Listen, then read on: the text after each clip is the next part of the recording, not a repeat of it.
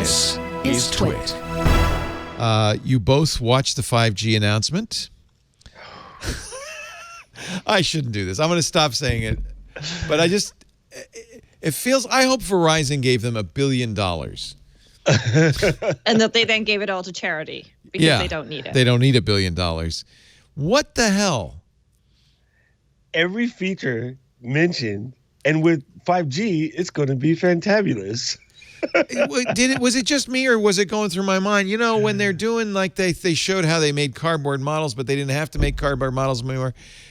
Did it just strike you that, they're probably not using 5G? They're probably using Wi-Fi because they're in a building. Why would they even care about 5G? Yeah, it's like airports seem to specifically build their buildings to block phone signals so that you have to pay for the Wi-Fi. Right. They're not suddenly going to put 5G in there so that everybody can use their 5G for free instead of paying $20 an hour for the slowest Wi-Fi known to human existence. And you wouldn't know this, Rosemary, but here in the United States, we call football, soccer, football. It's a different game. But in the football, you've heard of it, I'm sure. In the NFL stadiums, and Verizon making a big deal how they've got this is the Verizon flavor is millimeter wave, although they don't own it. Anybody could do it. But Verizon's really pushing it, and they're saying it's in all the NFL stadiums. Yeah, in a corner of the NFL stadiums, if you're in the right position, you can use it. The rest of the stadiums using perfectly fine Wi-Fi, which they've had for years.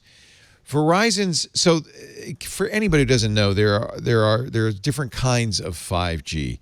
The most commonly seen 5G, particularly because of T-Mobile, is this low-band 600 megahertz 5G. That works just like your cell phone goes through walls. Verizon has it everywhere. It's not faster, but it's out there. There's also a flavor of 4G that AT&T calls 5G, but it's not 5G, it's 4G, but your phone says 5GE. Then there's this ultra-wideband or millimeter wave 5G. The problem with it is it's a very high frequency. It does not travel well through walls, doesn't travel through raindrops. So it only works if you're close to the cell tower with a direct line of sight to the cell tower. It is a very limited thing. We're seeing Verizon implement it as business internet in buildings. They put a millimeter wave transmitter. But right now, millimeter wave is available to a very small subset of Americans. And frankly, it's at 30 to 300 gigahertz. It's such a high frequency that, I'd seen estimates you'd have to quadruple the number of cell sites to support it. And I don't think that's going to happen. So, and there's another issue which nobody's addressed, but I gathered because, by the way, Pixel phone, the new Google Pixel 5, also has millimeter wave 5G radios. And it's estimated it's about $100 additional cost because of the additional radio you have to put in. So in effect, we're all paying $100 more for a phone for a service most of us ever use. Especially outside of the US. There are so many areas here in the UK. I am sitting here and I believe I have 1 bar of signal. That's it. And my provider does not offer Wi-Fi calling, so I'm limited to 1 bar of signal. So I have to go and stand outside if I take a phone call. And there are so many places around the world where there's no decent signal at all. Right. That making a song and dance out of 5G, especially for a specific provider, which isn't in a lot of the countries of the people who are watching it today, kind of feels that's a good point. Like it was a bad idea. Verizon's US only, isn't it? Mm-hmm. The other issue, if Verizon has said we're going to do a middle band and a low band maybe, but so it's not just millimeter wave, but all of the benefits they touted were millimeter wave, things like, 10 gigahertz. What do they say? 30, 24 gigahertz, some huge number of data transfer. But that's only millimeter wave, and it's not going to be widely available. Somebody did point out, though, that China 5G is more widespread, and so it may well be the China market that they're caring about at this point than the UK or the US market. Yeah, and then I guess another thing to kind of point out, of course, that eliminates everybody that's on Big Blue. We don't currently have it, as Leo mentioned.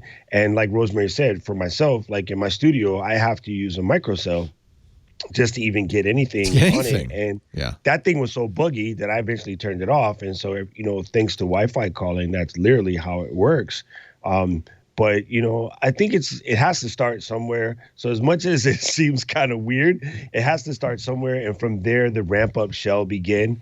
And I think the key element for people to take away from today's event is remember that there is no quote unquote 5G. There's a lot of things that are 5G. It's a myriad of about 11. It's a marketing term. Yeah. Right. It's 11 disparate technologies, and every company steals about 5 to 7 of those into their package to call it what it is. But like for the people that are going out here crashing quote unquote 5G towers, I'm like, there is no quote unquote 5G. It's a series of things that fits, in fact, like lettuce. You'll probably see in conjunction with this, is it just a coincidence, a big announcement from Verizon today about how it's rolling out 5G. I think they even mentioned this. The Hans mentioned it on stage at the Apple event. They're rolling it out to 200 million Americans, but that's not millimeter wave. That's low band. That's the sub 600 megahertz 5G that T-Mobile's already offering. And, PC Magazine has tested this, and it's not much faster, if at all faster, than your existing LTE. So Apple somehow, maybe this was a deal they made with Verizon. It's kind of ironic because Verizon was the first company Steve Jobs went to when he was trying to pitch the iPhone. And they said, no, we don't want an iPhone. No, we're not interested. They turned him down. That's why I went with AT&T. And now we've come full circle 13 years later, and Apple is all in on Verizon for I don't even understand it. Yeah. I don't even understand it. Hey, Andy Ihnatko, welcome. Yay. Sorry about that. As soon as the event ended, I had to address something that was imminent. And then I had to visit the necessary. But so I'm all you've set heard right us now. talk about the 5G announcement from Apple. Yeah, it's the thing that's going to be constant is that like you guys were saying near the end there, that 5G isn't really a thing. And usually we use that term to mean that, oh well, gosh, this is ridiculous. This is never going to happen. Start pretending that it's going to be one. In this case, I think when I say that the 5G isn't a thing, it's that we don't know, we, the users, the people making phones, the people making carriers, the people who are making services, they don't know exactly what role 5G is going to serve. They know that it's a good solution for a lot of specific things, but it's not like the transition to LTE where they could manifestly say that everything that your phone does right now, it will do the same things, only faster, and it will also enable the following technologies like video streaming services and conferencing services and more practical desktop hotspot and laptop hotspot services that aren't practical with 3G right now. And everyone could say, oh, wow, okay, that's great. I will love all those things. Great, sign up for 4G. With 5G, they haven't really defined yet what services are we going to get that we can't already do in a practical manner with LTE and 4G technology. You'll notice that in terms of an actual practical example, they gave one really specific example, and they were nice. They were kind of melodramatic about it. Like, imagine like someone, a first responder who needs to have like a full MRI scan data set, and getting that data set in seconds instead of minutes, that could save the life of a stroke victim. Like, oh, okay, I suppose it could. Yes, you have a point there. But and also making the point that the other thing about if Apple is about health, it's also about security, and saying that 5G will mean that now someone will not who's working on their laptop won't have to use or rely on Wi-Fi hotspots and open hotspots, which will make your system more secure. All of this, but all of these features are also going to be conditional upon what hardware do you have, what coverage is available in that area. Like you guys were saying, are we talking about millimeter wave, or are we talking about something that's the less ambitious technology that's being packaged and sold underneath this 5G sticker? So when I say that it's not a thing yet, I don't think that this is a thing where if someone decides that finds the phone that they consider to be the love of their life, and it doesn't have millimeter wave, or it's even an LTE phone, this is probably the last year in which you could say, you know what, it's going to be okay, because it's going to take you probably a year or two before 5G really explains itself on here's a problem or it can solve for you, or an opportunity it can create for you.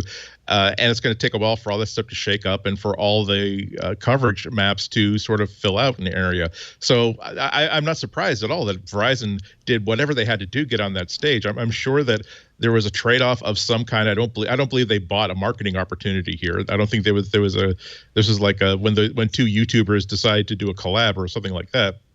But I believe that this is part of a relationship that Verizon deeply, deeply sought to have a very, very close connection to Apple's 5G phones.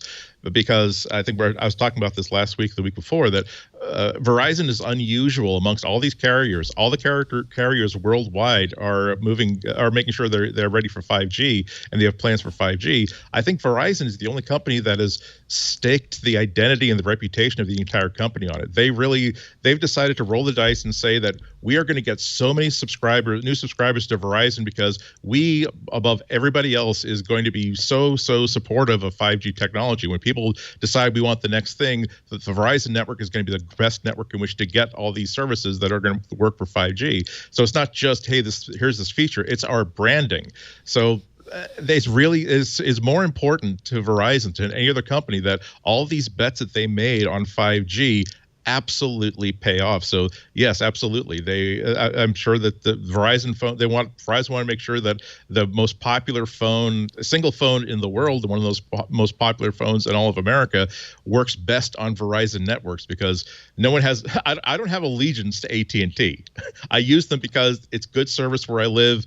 I can get a good rate and it works fine. But if I had a really good reason to switch to Verizon, for instance, I could get like home broadband speed hotspots on my device without paying more than I'm paying for AT&T.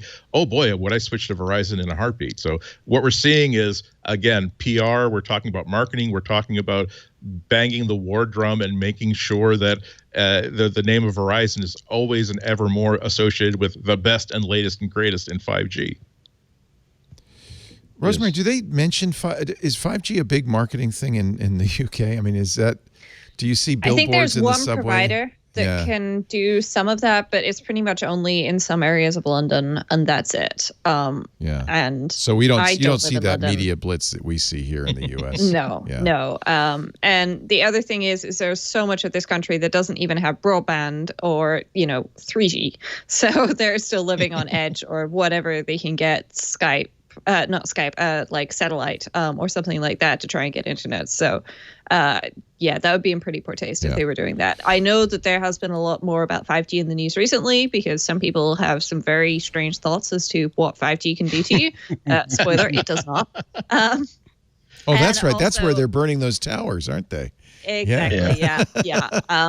And it doesn't cause any. This tower turned me into a newt.